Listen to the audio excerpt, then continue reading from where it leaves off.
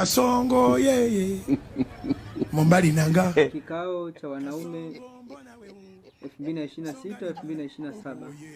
Tulikaa kikao tukadiscuss yafuatayo.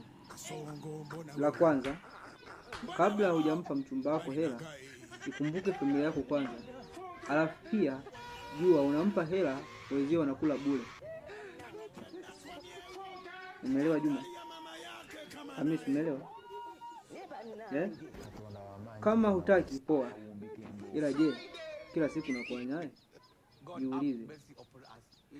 Sielezei sana. La pili, mwanamke ukimpa hela akishindwa kuja magetoni kwako, hakikisha unafungua mashtaka, maana huyo ni mwizi kama wezi wengine. Na hili naomba litiliwe mkazo, kwa sababu wanaume wengi wanafanya kazi zito lakini wanatapeliwa. Kwa hiyo huyo ni tapeli wa live, tapeli wa mtandaoni.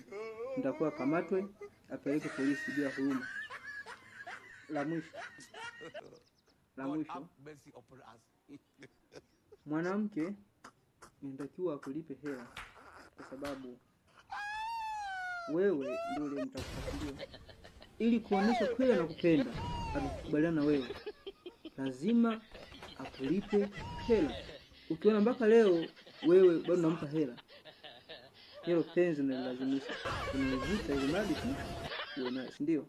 Hela tunayotafuta ni ngumu, lazima ifanyie malengo. Acha kuhangaika na mtu ambaye sasa hivi uko naye, baadaye yupo kwangu, kesho yupo kwa Hamisi, kesho yupo kwa Juma, kesho yupo kwa nani bwana. Kama nakupenda tu.